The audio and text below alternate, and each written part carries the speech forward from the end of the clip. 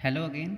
हमने पहले अभी पढ़ा कि प्रिंसिपल्स ऑफ मैनेजमेंट क्या होते हैं। ये जनरल गाइडलाइंस होती हैं जिसको मैनेजर अपने अपने तरीके से यूज़ करके अच्छे मैनेजमेंट डिसीजन ले सकता है। हमने फिर उनके फीचर्स पढ़े थे। हम आगे कंटिन्यू करेंगे। सिग्निफिकेंस और इम्पोर्टेंस है, मतलब कि प्रिंसिपल्स ऑफ मैनेजमेंट की इम्पोर्टेंस क्या है, ज़रूरत ही क्या है।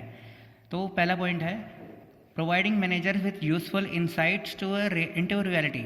मतलब कि ये मैनेजर्स एक तरह से यूजफुल इंसाइट प्रोवाइड करते हैं कि एक इन्फॉर्मेशन प्रोवाइड करते हैं कि जिनको यूज़ करके मैनेजर अपनी नॉलेज यूज़ करके अंडरस्टैंडिंग उनकी इम्प्रूव होती है। उससे इनको यूज़ करके मैनेजर्स की मैनेजमेंट प्रिंसिपल्स की उन्हें एक हेल्प मिलती है कि वो कैसे अच्छा बेटर काम कर सकते हैं। फॉर एग्जांपल जैसे कि मैंने बताया हुआ है पहले कि मैनेजमेंट एक साइंस नहीं, मतलब एग्जैक्ट साइंस नहीं है, तो यह प्रोफेशन भी नहीं है जैसे कि इसमें कोई पर्टिकुलर डिग्री होना, इन्फॉर्मेशन एजुकेशन होना ज़रूरी नहीं है।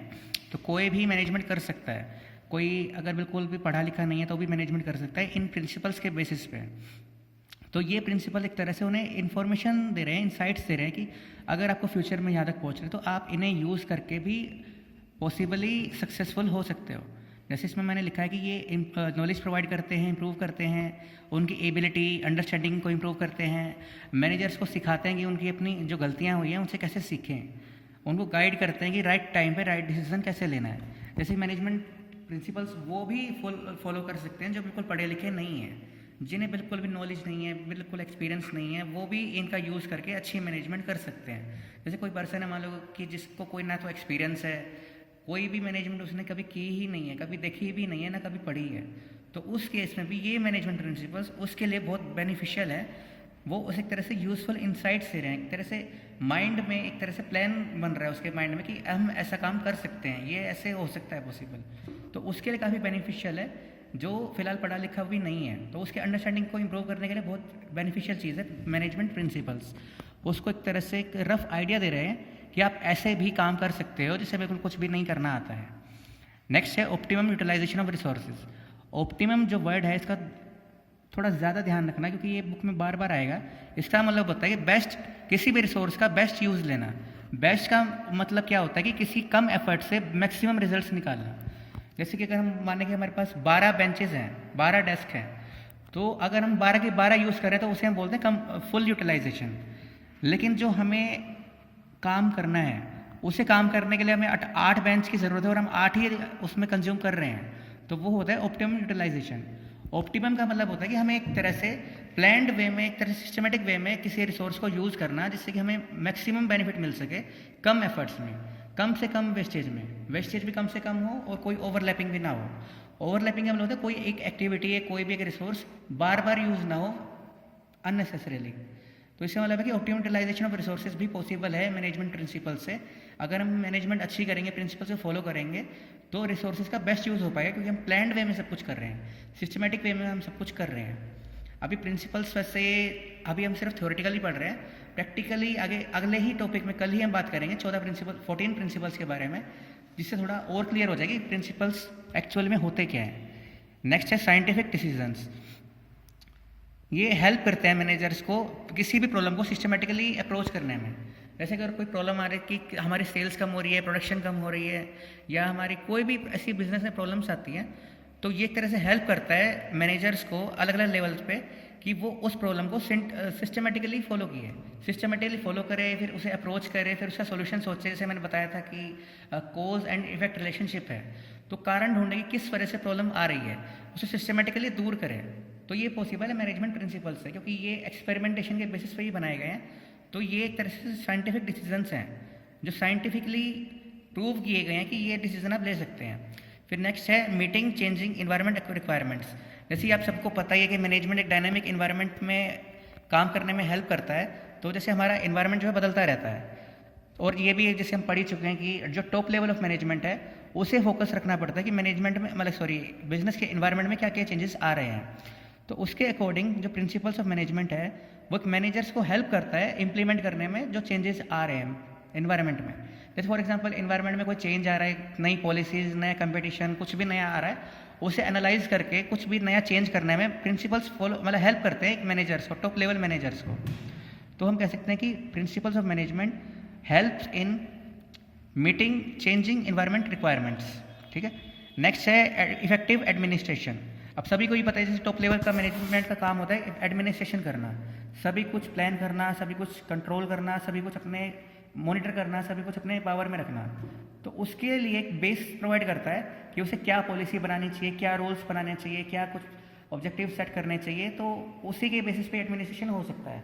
अगर मान लो जैसे किसी कंपनी का ऑर्गेनाइजेशन का एडमिनिस्ट्रेशन थोड़ा वीक है, मतलब कि वो सही टाइम पे सही डिसीजन नहीं ले रहा है, तो इसका मतलब कि अच्छी मैनेजमेंट नहीं है। तो मैनेजमेंट प्रिंसिपल एक तरह से उसका बेस प्रोवाइड कर रहा है कि अगर आपको कोई नई पॉलिसी बनानी है तो आप इसके अकॉर्डिंग बना सकते हैं। जैसे एग्जांपल लेता हूँ मैं स्केलर चेन का। स्केलर चेन में क्या होता है कि आप अपने सुपीरियर से बात कर सकते हो, वो अपने सुपीरियर से बात करेगा, फिर वो अपने सुपीरियर से बात करेगा।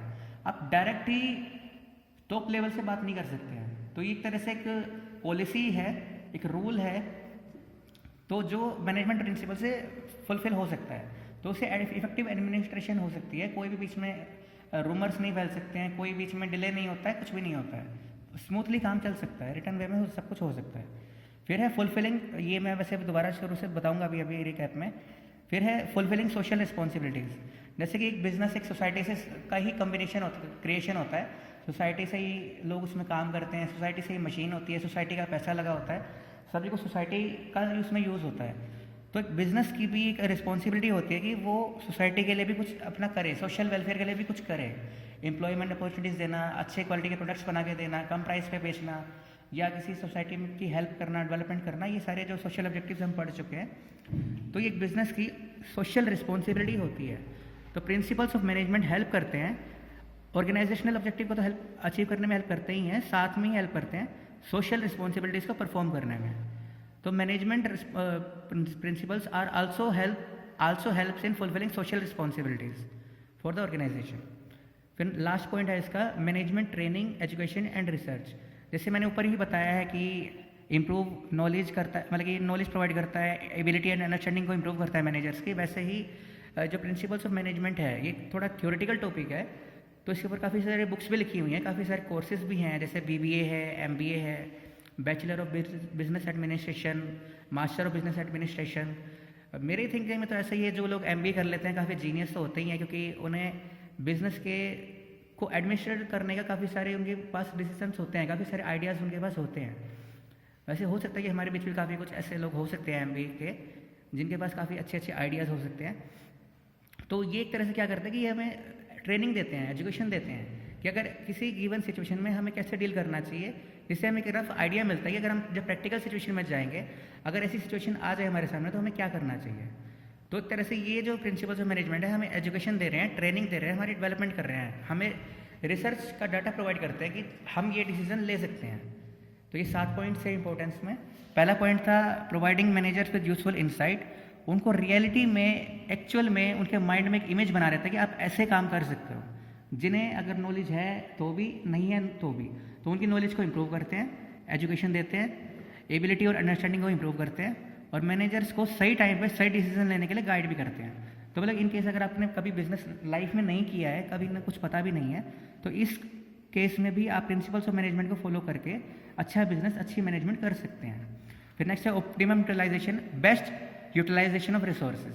बेस्ट एंड फुल यूटिलाइजेशन में थोड़ा डिफरेंस बताया है मैंने कि फुल का मतलब होता है सभी को यूज़ करना, ऑप्टिमम का मतलब है कि उतना ही यूज़ करना जितने की ज़रूरत है, जिससे कि मतलब कि एक दूसरी तरीके से अगर मैं कहूँ, maximum benefits from minimum efforts, ये भी इसका बारे में कहा जा सकता है। जैसे कि एग्जांपल मैंने बेंचेस का दिया था इसमें। फिर है साइंटिफिक डिसीजंस, मैनेजमेंट प्रिंसिपल जो बनाए गए हैं एक्सपेरिमेंटेशन के बेसिस पे, ऑब्जर्वेशन के बेसिस पे बनाए गए हैं, साइंटिफिकली मेथड से बनाए गए हैं, तो ये कोई भी एक तरह से मैनेजर को हेल्प करता है कोई भी डिसीजन को लेने के लिए, कोई प्रॉब्लम को अप्रोच करने के लिए सिस्टमेटिकली, फॉर्मली, तो ये एक तरह से हेल्प करता है मैनेजर्स को। फिर है मीटिंग चेंजिंग इन्वायरमेंट रिक्वायरमेंट्स, जैसे कि आप सभी को पता है कि बिजनेस का इन्वायरमेंट बदलता रहता है, तो उसको एनालाइज करने में भी, उसको उसके अकॉर्डिंग चलने में भी, चेंजेस करने में भी ये मैनेजमेंट प्रिंसिपल्स हेल्प करते हैं राइट लेवल ऑफ ऑर्गेनाइजेशन पे, मतलब मिडल लेवल है, टॉप लेवल है, लोअर लेवल है, हर लेवल पे मैनेजर्स को हेल्प करते हैं कि वो सही टाइम पे सही डिसीजन ले सकें एनवायरनमेंट के अकॉर्डिंग। फिर है इफेक्टिव एडमिनिस्ट्रेशन। एडमिनिस्ट्रेशन सिर्फ काम होता है टॉप लेवल ऑफ मैनेजमेंट का, जहाँ पे CEOs, एग्जीक्यूटिव्स, चेयरमैन, डायरेक्टर्स होते हैं, तो उनको तरह से सिस्टमेटिकली वर्किंग के लिए पॉलिसीज़ बनाने में हेल्प करता है, बेस प्रोवाइड करता है कि आप इस तरीके से चल के पॉलिसीज़ अपनी बना सकते हो। तो ये था इफेक्टिव एडमिनिस्ट्रेशन। फिर है फुलफिलिंग सोशल रिस्पॉन्सिबिलिटीज़। जैसे कि हमें पता ही है कि बिजनेस सोसाइटी से ही क्रिएट हुआ है, सोसाइटी के लोग उसमें काम करते हैं, पैसा लगाया, रिसोर्सेज यूज़ होते हैं। तो बिजनेस को सोशल अपने ऑर्गेनाइजेशनल ऑब्जेक्टिव को तो हेल्प करता ही है अचीव करने में।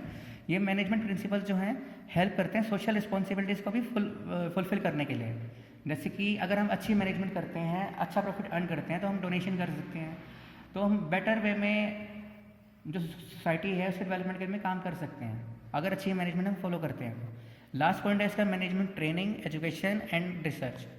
ये हम एक तरह से प्रिंसिपल्स ऑफ मैनेजमेंट जो है थ्योरेटिकली हमें एजुकेशन देते हैं, ट्रेनिंग प्रोवाइड करते हैं, गिवन सिचुएशन में हमें कैसे डील करना चाहिए वो प्रोवाइड करते हैं। हमें एक तरह से इंसाइट्स प्रोवाइड करने हैं रियलिटी की, जो हमें रियलिटी की जो प्रॉब्लम्स होती हैं उन्हें हमें कैसे डील करना चाहिए वो हमें फॉर्मली और थ्योरेटिकली हमें एक आइडिया मिल जाता है कि हम ऐसे अपना काम कर सकते हैं। हर लेवल के लिए मैनेजमेंट के, top level, middle level, lower level, हर लेवल के मैनेजरियल लेवल पे उसे एक तरह से आइडिया दे रहा है कि आप अगर ऐसी सिचुएशन आ जाए तो हम क्या कर सकते हैं। जैसे मैंने बताया था फीचर्स में था कंटिजेंट की मैनेजमेंट हमेशा सिचुएशन बेस्ड होती है, तो एक तरह से हमें आइडिया दे रहा है कि मैनेजमेंट हमें कैसे करनी चाहिए, हमें एजुकेशन ट्रेनिंग हमें मिलती है। तो ये था हमारा आज का टॉपिक, मैनेजमेंट प्रिंसिपल्स, उसके features, characteristics and important significance. Thank you.